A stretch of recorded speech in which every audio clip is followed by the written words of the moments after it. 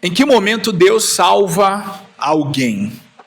Nós vimos muitos pregadores, ao retornarem de suas pregações, postarem em suas redes sociais.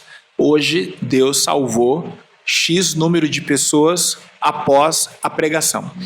Também já vi cantores, no momento em que estão ministrando louvor, realizarem o convite e então postarem nas suas redes sociais: Jesus salvou tantas pessoas no momento em que eu ministrava o louvor.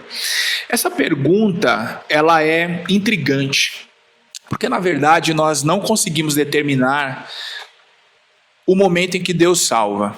Se ele salva depois da pregação, se ele salva durante a ministração dos louvores, porque ele também pode salvar em um testemunho. Ele pode salvar no momento em que a pessoa é recebida na porta da igreja, com sorriso, com empatia, e somente nessa recepção, onde ela se sente em casa, ela pode se tornar mais receptível à mensagem do evangelho. Como também ele pode salvar quando a pessoa está na sua casa e decide ir à igreja, se lembrando de uma pregação, de um louvor, de uma mensagem que ouviu tempos atrás. Quem sabe ele também pode salvar no momento em que o convite a essa pessoa para ir no culto à noite é realizado. São diversos os momentos, mas quando nós olhamos para a Bíblia Sagrada, nós entendemos o real momento em que Deus salvou. E isso aconteceu de acordo com Paulo, na sua carta aos Romanos, no capítulo 5, quando nós ainda éramos pecadores, quando nós estávamos perdidos. E, biblicamente falando, a salvação aconteceu quando Deus enviou seu Filho para morrer por nós na cruz do Calvário. Ali a salvação aconteceu. Agora, o momento em que ela se tornou real nas nossas vidas individualmente, não dá para nós determinarmos. Mas hoje nós queremos concentrar a nossa atenção no momento em que Deus enviou o Filho. Esse é o tema da lição de número 3, neste início do primeiro trimestre. O título da lição é: O Pai enviou o Filho. Eu sou o pastor Lucas Gomes, você está no MPcast, a mentoria para professores. Se você não for professor dos jovens, dos adultos, não tem problema nenhum.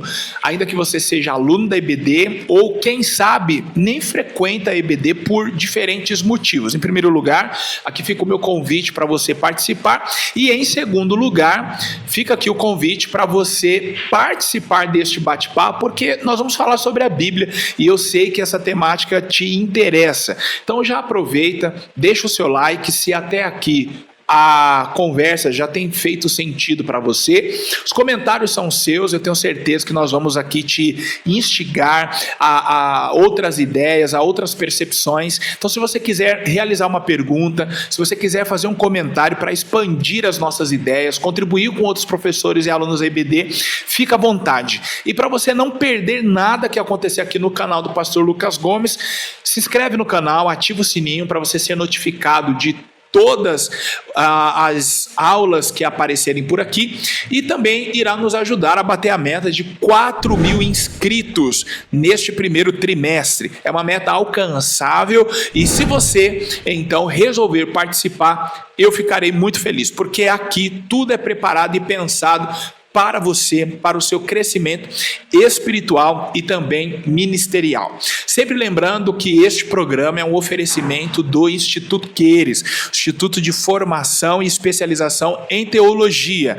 É uma escola que já tem alcançado o Brasil, e eu sei que você aí está ansioso por conhecimento, então você precisa conhecer o Instituto Queires. Ele te dá a oportunidade de se formar e especializar. E onde está a diferença?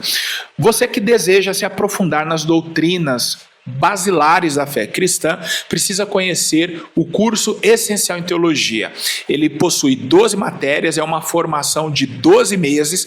Caso prefira estudar presencialmente, é uma vez na semana. Agora, se você preferir estudar online, você poderá se formar em um tempo muito menor e dentro da sua agenda. Você escolhe o melhor momento para estudar. Então, acesse o site www.institutoqueires.com.br e escolha o melhor curso para você, porque também existem os cursos de especialização. Não necessariamente você precisa ter teologia para se especializar em teologia, porque os cursos eles são livres. Então você pode fazer oratória, interpretação bíblica, cartas paulinas, entre outros. Escolhe um e eu tenho certeza que você vai gostar. O Instituto Queires, em 2026, é a melhor opção para você. E também, o segundo parceiro que proporciona este conteúdo para você é a Ágatos Confecções. Na sua igreja, muito provavelmente acontecerá algumas festas esse ano, de vários departamentos, infantis, adolescentes, jovens, irmãos, irmãs, eu não sei como chama aí na sua igreja, de repente é departamento de mulheres, de homens, mas eu sei que você precisará em algum momento personalizar camisetas. Então, a Ágatos Confecções é a melhor opção dentro deste nicho. Eles não só trabalham com camisetas personalizadas, mas também squeeze, garrafas térmicas, necessaire, entre outros produtos. Entra aí no site www.agatosconfecções.com.br e confere a linha de produtos. Tem a minha garantia de que você será bem atendido, de que você receberá um brinde ou desconto, é o que melhor te atender. Então, entre em contato e diz assim: conheci vocês através do canal do pastor Lucas Gomes. Estou em determinado lugar do Brasil, vocês enviam para cá o meu material? Pode ter certeza, eles enviam para todos os lugares do Brasil. E por último, eu quero falar para você da JRL Óticas. Vocês os encontram no Instagram e ao chamá-los no direct, você pode agendar uma visita para realizar o seu exame de vista gratuito e caso você então faça com eles os seus óculos, a armação será gratuita. Eu sou cliente da JRL há mais de um ano, meus óculos foram feitos lá e eu sempre garanto uma coisa: é muito capaz de quando a sua receita vencer, você precisar trocar apenas as lentes do que as armações. A pior coisa é você mandar fazer os óculos em um lugar e essas armações desbotarem, descascarem, amassarem. As armações da JRL são metálicas e eles também têm outros materiais duráveis que eu tenho certeza que numa questão estética vai te agradar muito, sem contar o atendimento. Então vale a pena você agendar uma visita na JRL. Eles estão em 2 endereços, um em Perus, próximo à estação, e também em Franco da Rocha, próximo à estação. Nenhuma das 2 lojas você vai caminhar mais do que 100 metros, então vale a pena conhecê-los. Bom, voltamos aqui então para falar a você da lição de número 3, que tem por título O Pai Enviou o Filho. E como você já se acostumou desde o ano passado, eu trago amigos e amigas aqui. Eu estou hoje com o pastor Heber, ele é pregador itinerante e eu diria a você que vale a pena levá-lo na sua igreja, tá bom? Pastor Heber é um exímio expositor das Escrituras, hoje veio aqui para nos auxiliar e nos ajudar a entender essa temática. Ela é simples numa primeira olhada, vamos assim dizer, mas existe uma profundidade bíblica a qual o pastor Heber vai nos ajudar a entender. Pastor, seja bem-vindo, obrigado pela sua disponibilidade, o pessoal está aí ansioso por te conhecer, faça suas considerações iniciais. Amém, a paz do Senhor, pastor Lucas. É uma honra estar contigo mais uma vez, eu espero que o Senhor Jesus venha nos esclarecer e nos dar uma boa aula neste dia. Muito bom. Então, enquanto o pastor realiza a sua exposição, não esquece de se inscrever. Nós estamos nessa meta de 4.000 inscritos. Enquanto estamos aqui falando, já tem gente se inscrevendo. falta você. Então, nos ajuda. Eu vou falar o texto áureo para você que está sem a revista. Está em 1 João capítulo 4, verso 9, nos diz assim: nisto se manifestou o amor de Deus para conosco, que Deus enviou seu Filho unigênito ao mundo para que por ele vivamos. A verdade prática: o envio do Filho revela o amor do Pai e a perfeita unidade da Trindade no plano da salvação, garantindo a redenção e a adoção dos crentes. A leitura bíblica em classe está em João, capítulo 3, versos 16 e 17, 1 João, versos 4 e 9 e também o 10, e Gálatas, capítulo 4, dos versos 4 a 6. Então fica aí para você que está sem a revista e a Bíblia. O primeiro tópico nos diz o envio do Filho e o amor do Pai. O segundo tópico nos diz o Filho e a plenitude dos tempos. E o terceiro e último tópico, a Trindade no plano da salvação. Pastor Heber, eu pergunto a você, como nós podemos entender este envio e esse amor do Pai que até então a gente percebe que João ele tenta, mas ele não consegue explicar. Em João 3,16, Deus amou o mundo de maneira tal que deu seu Filho. Então eu já vi pessoas assemelharem, compararem esse amor ao amor de mãe. E num primeiro momento eu até acreditava, mas ao ver nos noticiários policiais que mães matam seus filhos, abortam seus filhos, eu entendi que na Terra não existe um correspondente à altura do amor de Deus. Mas nos ajude a compreendê-lo, por favor. Amém. Pastor Lucas, como mencionado no início, é um tema que parece ser um tanto simples, um tanto até mesmo objetivo, mas que ao estudarmos nós observamos o quão profundo é esse tema e nós vamos falar sobre isso. O Pai enviou o seu Filho. O envio do Filho, Jesus Cristo, revela em profundidade a suprema expressão do amor de Deus. Não existe maior expressão de amor do que esta.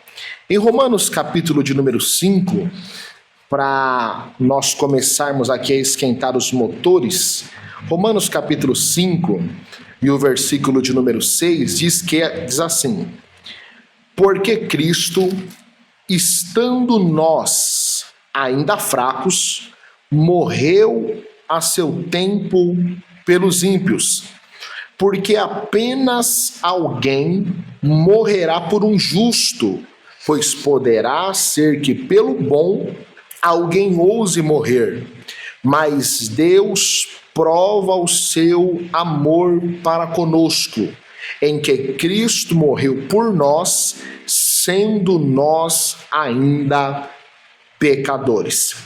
Então, o envio do Filho, o envio de Jesus Cristo, nesse primeiro momento, ele traz a manifestação do amor de Deus para com a humanidade. O apóstolo Paulo deixa claro que, em alguma hipótese, alguém poderia morrer por um justo. Alguém poderia olhar e dizer: essa pessoa, ela é legal, essa pessoa é boa, então eu vou morrer no lugar dela. Mas com a humanidade não foi assim. O texto diz que nós éramos pecadores e Cristo, ele provou o seu amor por nós. Deus provou o seu amor por nós enviando a Jesus. Então, João 3,16 relata esta verdade, que Deus amou o mundo de tal maneira que deu o seu Filho unigênito para que todo aquele que nele crê não pereça, mas tenha a vida eterna. Então, nesse primeiro momento, ainda introdutório, é preciso deixar claro que o envio do Filho pelo Pai é a maior manifestação do amor de Deus à humanidade. E é preciso ressaltar isso, porque muitas pessoas, elas querem limitar o amor de Deus ao recebimento de bênçãos materiais.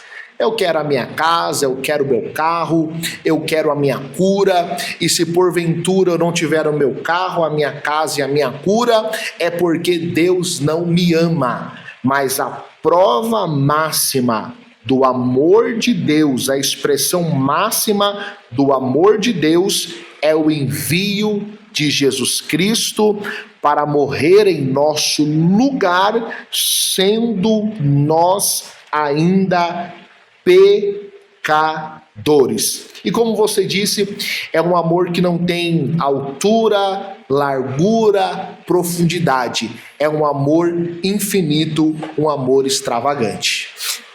Aqui nesse primeiro tópico, o comentarista ele traz a explicação de que a tradução grega para este amor é ágape, e acredito que todo cristão e os professores também já conhecem que, teologicamente falando, esse amor ágape é o maior, é o amor sacrificial, é o amor que se encontra somente em Deus. E aí, entre homens e mulheres, o amor eros, então a gente já viu até muitos estudos, né, explicando que o ágape ele é diferente do eros, que é o amor sexual entre homem e mulher, o filéu, que é o amor entre irmãos, ou melhor, o filéu não, o filéu ele é o amor entre humanos, né? Então quando você se afeiçoa a outra pessoa, e o storge, o amor entre familiares, então é o amor que um irmão sente por outro, que sente por um primo, por um tio, um avô, e aí vai. Mas eu já expliquei, já cheguei a conversar com você sobre o ágape entre os gregos, de fato, como ele era entendido, não ou não? Não? Tá bom, então eu vou falar para você aí.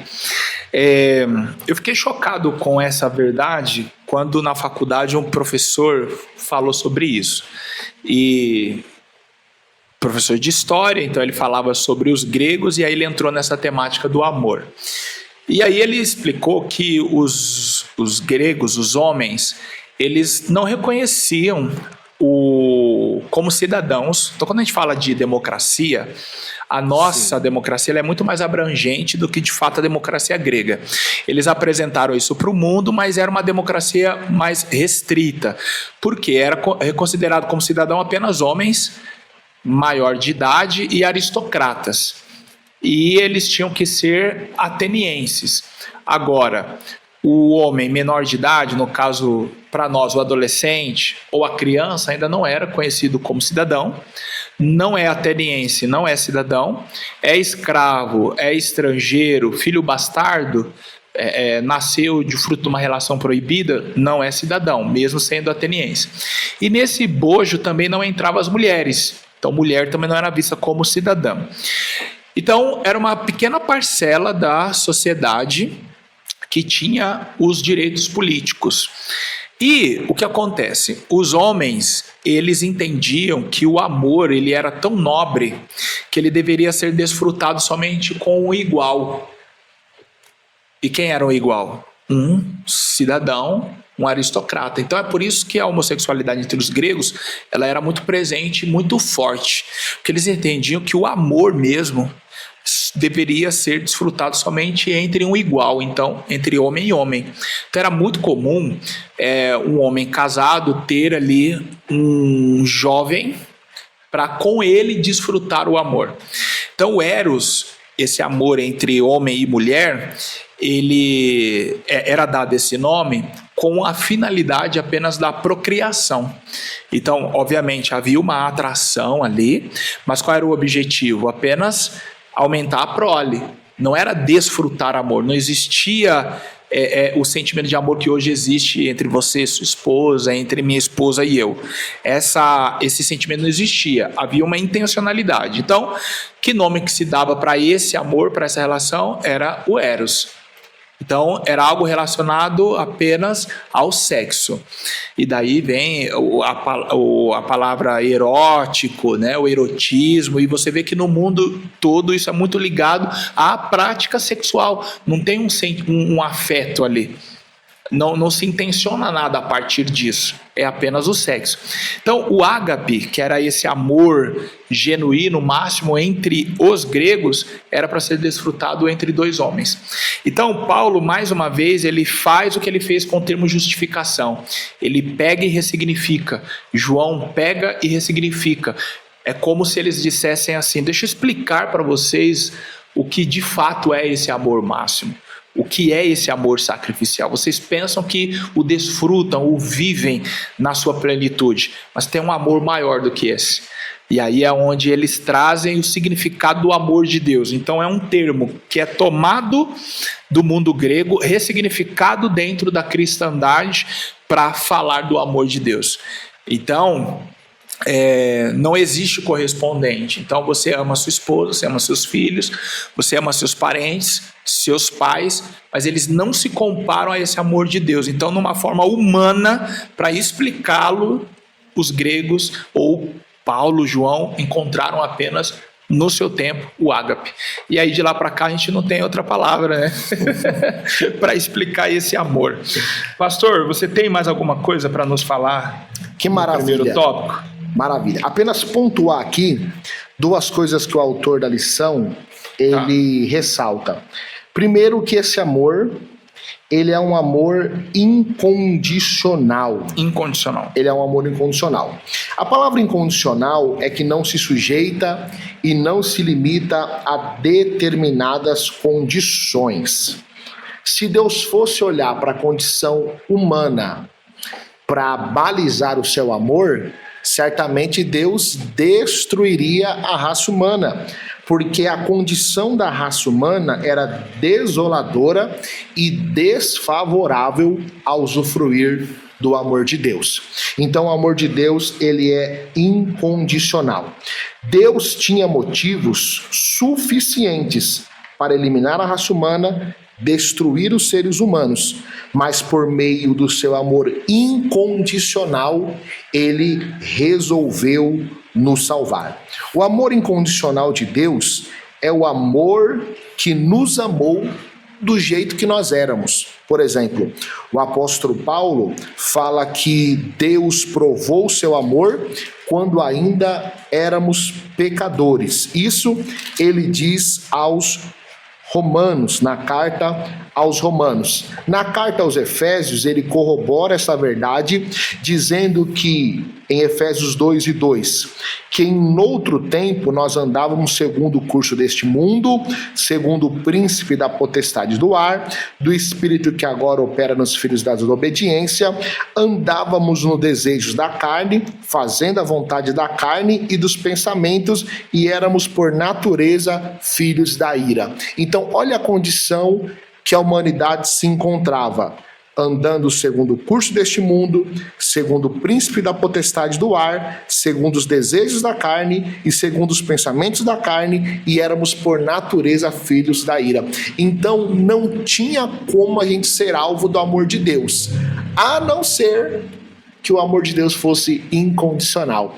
Então esse amor que fez com que o Pai enviasse o seu Filho foi incondicional, porque ele não se baseia nos méritos do homem, não se baseava nos méritos da humanidade. E para fechar aqui rapidamente, eu quero trazer um exemplo que eu achei muito interessante, pastor Lucas, que é o retorno do filho pródigo. Sim. Já pensou se o pai colocasse condições para o filho retornar? Ó, filho, você vai retornar, mas eu quero 50% da minha herança. Eu quero 10% da minha herança. Eu quero aquela roupa bonita que eu te dei. Certamente o filho não voltaria, porque ele perdeu tudo. Ele foi gastador, desperdiçador. Então o amor do pai para com o filho pródigo é um exemplo desse amor incondicional, que não requer nada, que não exige nada, que simplesmente ele olhou, amou e providenciou um meio de salvação. E por último, que é ainda mais louco, né? que é esse evangelho que para os que perecem é loucura, Deus nos ama incondicionalmente e também, segundo o autor da lição, a iniciativa desse amor, ela é soberana. Deus nos amou antes mesmo que o ser humano pudesse ter a consciência que precisaria desse amor. Antes mesmo da queda, Deus nos amou com grande amor. E para fechar esse primeiro tópico, quero apenas citar aqui um texto, tem outros, mas eu vou citar apenas um, para deixar bem clara esta realidade deste amor incondicional e deste amor que nos amou primeiro, que é 1 de Pedro, capítulo de número 1, versículos de número 18 ao 20, que diz: sabendo que não foi com coisas corruptíveis, como prata ou ouro, que fostes resgatados da vossa maneira de viver, que por tradição recebestes dos vossos pais, mas com o precioso sangue de Cristo, como de um cordeiro imaculado e incontaminado, o qual, na verdade, em outro tempo foi conhecido, ainda antes da fundação do mundo, mas manifestado nesses últimos tempos por amor de vós. Então, pastor Lucas, esse amor de Deus, ele é algo que não tem como descrever. Um amor que nos amou incondicionalmente, um amor que nos amou antes da fundação do mundo, quando nem consciência de pecado nós tínhamos ainda, e por conta desse amor, o Pai envia o Filho para morrer da forma que morreu, para que por intermédio dele nós fôssemos religados, reconectados. Eu resumo a sua fala em 5 pontos. O amor de Deus. O amor de Deus, ele é suficiente, então ele não exige complemento. Ele é incondicional, não põe condições, ele é sacrificial, ele se entrega, ele é desprovido de qualquer vaidade, ele não escolhe a quem amar, e por último ele é inexplicável, ou seja, a gente compreende, só não dá para explicar muito. Exatamente. Aqui, na verdade, eu já esbocei a mensagem de domingo. Bom, você aí, tá gostando? Tá fazendo sentido para você? Então deixa o seu like, se inscreve no canal. Como eu disse, nós estamos próximos da meta de 4.000 inscritos. Você, como está a sua EBD na sua igreja? É uma EBD bem frequentada ou é uma EBD defasada? Eu fiz parte de algumas igrejas, das quais muitas sequer tinham escolas dominical e outras que tinham, foram um sucesso, mas começaram a declinar os alunos na sua frequência, o número de professores, e ali, enquanto superintendente, tivemos que realizar um trabalho para trazer os alunos novamente. Só que não é apenas trazer, é você garantir que eles fiquem. E tem muita gente que sente aversão à escola dominical e não ao ensino. Todo cristão é apaixonado pela palavra de Deus, independente do nível. De repente, tem aqueles que amam muito, tem aqueles que ainda estão entendendo o que é, e por isso, às vezes, não se relacionam da forma que você e eu, mas o fato é que todo cristão ama a palavra de Deus, porque é ela que nos insere no corpo de Cristo e ela que nos faz viver. Os nossos cultos, 50% é palavra de Deus. Se as pessoas não gostassem, elas não iriam à igreja. Por que elas não vão à IBD, já que amam tanta palavra? Aqui tem as respostas. Entre as respostas está a falta de didática, de método do professor. Vou te dar um brinde. Você nem adquiriu o livro e eu já vou te dar um brinde. E qual é? Você sabe o que é didática? Você sabe o que é método? Você, enquanto professor, precisa ter essas respostas na ponta da língua. Vou te ensinar agora e você não vai esquecer jamais. Na didática, o professor ele precisa fazer a seguinte pergunta: como eu vou ensinar? Pronto. Se enquanto você estiver montando a sua aula, você responder essa pergunta, você terá uma boa didática.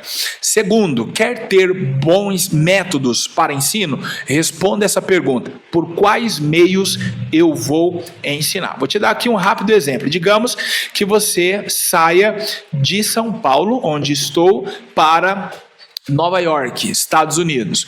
A pergunta que o método propõe responder é: como eu vou chegar até lá? Então você pode ir de navio, você pode ir de barco, você pode ir de avião, você pode ir de jatinho, você pode ir, sei lá, de quantas maneiras. Então, da mesma forma eu ensino. Você precisa ter em mente os seus objetivos e como eu vou chegar lá? Essa é a pergunta que propõe responder o método. Então, tudo isso está aqui e muito mais. Você pode adquirir agora apontando sua câmera para o QR Code que aparece para você ou na descrição desse vídeo acessando o link. Você pode recebê-lo em qualquer lugar do Brasil.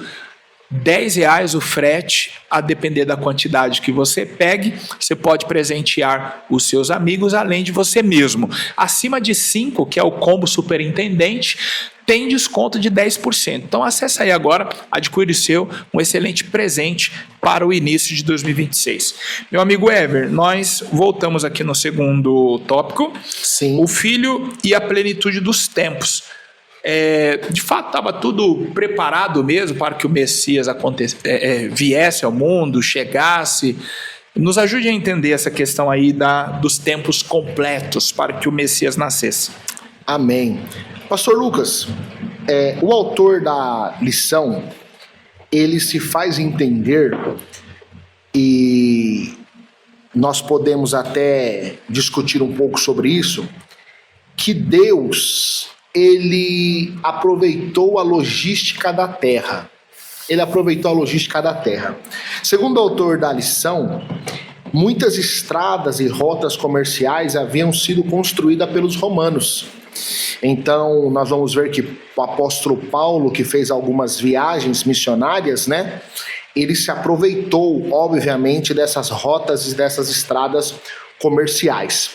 E também a época em que Cristo veio, segundo o autor, e nós sabemos que isso é um fato, o grego koiné, ele havia se tornado uma língua extremamente conhecida, como é o inglês nos dias de hoje, unificando o mundo da nossa época. O grego koiné, a palavra koiné significa comum, compartilhado, que havia o grego clássico e também havia esse grego koiné, que era o mais simples, prático e direto.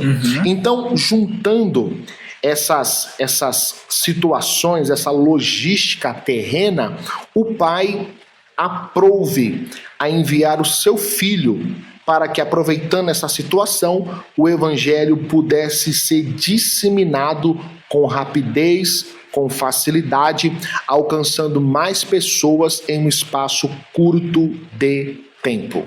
Muito bem. Eu acrescentaria, além das estradas, porque aquele ditado, quem tem boca vai a Roma, ele não é bem desse jeito, não me lembro agora, mas o que ele propõe de fato é real, porque dentro do Império Romano, em todas as províncias existiam estradas principais e elas levavam a Roma. Então, qualquer estrada principal numa província que você pegasse, fosse linha reta, você ia chegar na capital daquele império. Eu diria mais, além das estradas do idioma, que você pontuou aqui muito bem, nós temos também a situação econômica, que era uma única moeda, então isso facilitava, né? Então o dinheiro que você usa aqui, você usa lá do outro lado. Também a unidade política, então os direitos que, enquanto cidadão romano, você tinha aqui, você tinha em qualquer lugar, e foi o que deu acesso a Paulo a muitos lugares. E também a unidade cultural, porque você sair da sua cultura para outra, você leva um tempo para adaptação. Sim. E não havia tempo a se perder na pregação do evangelho. Então, o mundo, ele de fato foi preparado para receber o Messias, e o Império Romano, nesse sentido, foi o que mais contribuiu para o avanço do evangelho. E foi o que mais matou também. Então, o Império Romano, ele mais contribuiu do que atrapalhou o avanço do evangelho. E, pastor Lucas, isso que você ressaltou é importante, porque na leitura que eu fiz e na compreensão que eu tive, como eu falei e volto a citar, Deus, ele aproveitou a logística da terra. Sim. Sendo assim, irmão, se Deus aproveitou a logística da terra, quem somos nós para não aproveitar o celular, o YouTube, aproveitar a internet, aproveitar o avião. Não, irmão, esse negócio de tecnologia demais atrapalha. Atrapalha se nós não soubermos usar. E se você for um atrapalhado. Exatamente. Então nós vemos Deus olhando para a terra e vendo a época mais propícia para que o evangelho avançasse e almas fossem libertas. Então, o meio que nós temos hoje, o WhatsApp, Instagram, Facebook, tantas outras coisas, também pode ser extremamente útil, desde que nós tenhamos essa visão de aproveitar. Se Deus aproveitou, quem somos nós para rejeitarmos esses avanços tecnológicos que podem contribuir com o avanço do evangelho? Por isso que você tem que deixar seu like, por isso que você tem que comentar. Por quê? É interessante que você vê assim que até os canais mega grandiosos pedem like. Por quê? Porque é a forma do espectador mostrar para o YouTube que o conteúdo é bom. Exato. Então existem os algoritmos e ele não acompanha o conteúdo. A métrica para saber se é bom ou ruim é o espectador. É o tempo que ele está assistindo e se ele reage ao que está sendo falado ali. Então, quanto mais reações, ele pega esse conteúdo e mostra cada vez mais, porque qual que é a intenção? A intenção é que esse conteúdo apareça para mais gente por causa das empresas que pagam para o YouTube mostrar os seus anúncios. Então, quanto mais pessoas verem, mais essas empresas também serão vistas. E aí, nesse meio, a gente está pregando evangelho, está anunciando Jesus, não é? Então é isso, deixa seu like aí para a gente ir mais longe. Deus está nesse negócio, aleluia. A gente vai bater 4.000 inscritos aí. Em nome de Jesus. Tem mais alguma coisa, pastor, nesse segundo tópico? Rapidamente, fica à vontade. O Paulo, escrevendo aos Gálatas, ele fala que Jesus veio na plenitude dos tempos, né? Que Sim. Deus enviou seu Filho na plenitude dos tempos, e ele traz mais 2 adendos aqui que eu acho importante ressaltar rapidamente, que é nascido de mulher e nascido sob a lei. Então, falando de nascido sob a lei, isso aponta que Cristo viveu na vigência da lei e cumpriu todas as exigências. Isso falando da expressão nascido sob a lei. Agora, falando da expressão nascido de mulher, isso faz referência à sua natureza humana, 100% homem e 100% Deus. E aqui, pastor Lucas, algo que sempre mexe com a minha vida e me edifica espiritualmente, é que pelo fato de Cristo nascer de mulher e ter a natureza humana, ele também enfrentou todas as tentações, passou pelas debilidades que a natureza carnal proporciona e ele não cometeu pecado algum. E o que isso trouxe de positivo para nós? É que além de ele morrer e ter um sacrifício perfeito, ele teve o conhecimento pleno da condição humana e por isso ele pode se compadecer e ter misericórdia de nós. Então o fato de ele ter enfrentado o pecado e ter vencido o pecado, ele sabe exatamente o que você passa, sofre, e pelo fato de ele saber, ele se compadece. Hebreus capítulo 2, versículo 14.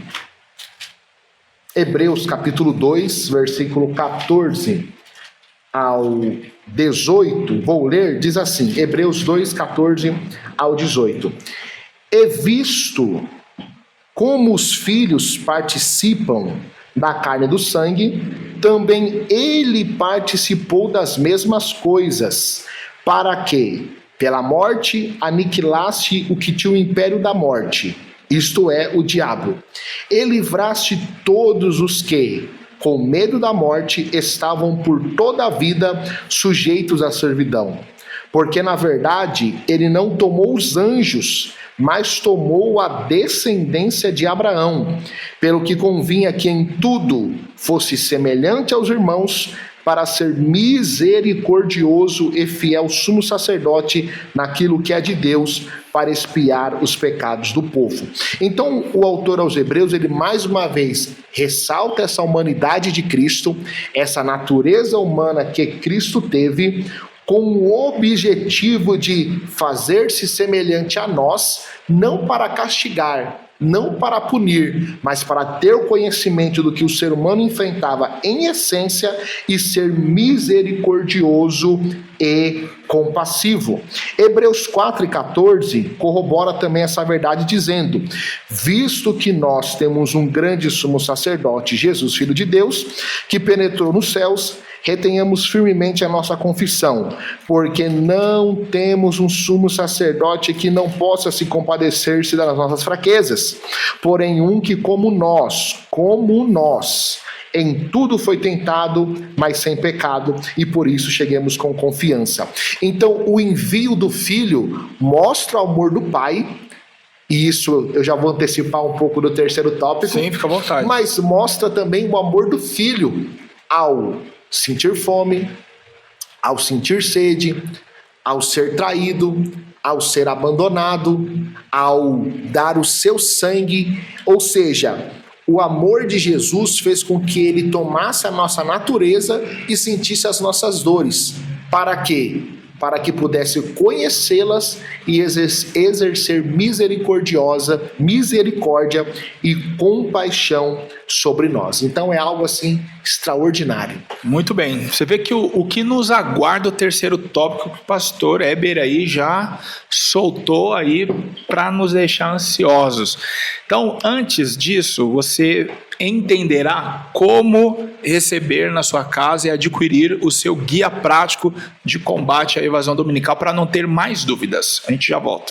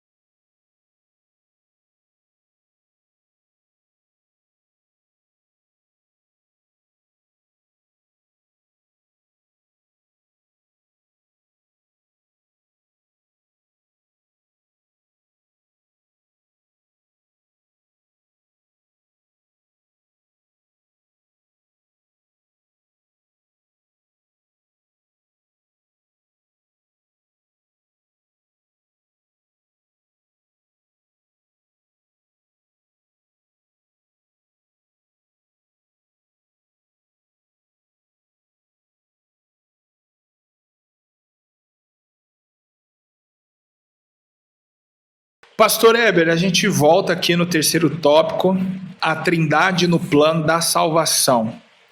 Então, como que a vontade do Pai se realiza no Filho, a mediação exclusiva do Filho e, por último, a aplicação da salvação pelo Espírito. Como que a trindade participa da salvação? Coisa linda. O Pai, o Filho e o Espírito Santo, eles possuem a mesma natureza divina, né? Essa divisão onde Deus o Pai, Deus o Filho e Deus o Espírito Santo, ela funciona na Trindade por funcionalidade. Não é que um seja maior do que o outro, mas cada um tem a sua determinada função e o seu papel. E o mais interessante é que eles trabalham em unidade, uma única vontade e um único propósito. E o mais lindo de tudo é que o Deus triuno nos ama. O Pai nos ama, Jesus nos ama e o Espírito Santo nos ama. Nós somos completamente amados. E no plano de salvação, nós vemos o Pai agindo por vontade, por amor. Então, o Pai, ele tem a sua vontade. Qual é a vontade do Pai? É a salvação da humanidade. entra o Filho sendo o mediador desse plano de salvação e executando a tarefa desse sacrifício perfeito, desse sacrifício substitutivo à humanidade. E por fim, o Espírito Santo aplicando a salvação no coração dos crentes. Então, apenas citando aqui o texto, para que nós possamos ter aqui uma base bíblica, então a Trindade no plano de salvação, nós vemos o Pai manifestando a sua vontade de salvar e o seu amor. João capítulo 6, versículo 38 ao 40, diz assim: porque eu desci do céu, é Jesus falando, porque eu desci do céu, não para fazer a minha vontade, mas a vontade daquele que me enviou. E a vontade do Pai que me enviou é esta, que nenhum de todos aqueles que me deu se perca, mas que o ressuscite no último dia. Então, no plano de salvação, o Pai, ele manifesta a sua vontade, o seu amor e envia o Filho. E o papel do Filho? O papel do Filho, como eu disse, e agora vou citar o texto, é o de mediador. Isso está na primeira carta de Paulo a Timóteo, capítulo de número 2, versículos 5 e 6. Primeira carta de Paulo a Timóteo, capítulo 2, versículos 5 e 6, que diz: porque há um só Deus e um só mediador entre Deus e os homens, Jesus Cristo, homem, o qual se deu a si mesmo em um preço de redenção por todos, para servir de testemunho ao seu tempo. Em João 14,6, Jesus disse: eu sou o caminho, ele é o mediador, ele é o sacrifício perfeito que nos leva a Deus. E por último, o Espírito Santo, ele aplica a salvação ao coração do homem. A Bíblia diz que o Espírito Santo, quando viesse, ele não falaria de si próprio, mas falaria de Jesus Cristo. E João capítulo 16, versículo 8 diz: e quando ele vier, ele quem? O Espírito Santo, convencerá o mundo do pecado, da justiça e do juízo. Então, eles trabalham em sincronia, eles trabalham em harmonia, em unidade, com uma vontade, com um só propósito, amando o homem, dando a condição do homem se salvar e aplicando a salvação no coração do homem. Aí, meu querido, é só levantar a mão e dizer: eu te aceito, eu me rendo. Então, como os três são um, você concorda que Deus, ele mesmo deseja, proporciona e aplica essa salvação? Exatamente. Muito bom, muito bom. Sem mais delongas. Agora é com você. Agora você deixa o like, porque assim, pastor, eu não peço o like sem que a pessoa veja sentido. Então, se ela chegou até o final, fez sentido, então ela deixa o like para contribuir com a gente. Lembrando sempre que a nossa proposta é chegar a 4 mil inscritos. Será que a gente chega, pastor? Chega. Em nome de Jesus. 2026 então, está aí. Falou o nome de Jesus, já era. Batemos 4 mil já, no nome de Jesus. Pastor, obrigado mais uma vez por compartilhar conosco do seu conhecimento. Sempre é enriquecedor. Amém. Deus abençoe. Obrigado. Amém. Obrigado mesmo. Dá um abraço à família por nós, tá bom? Amém.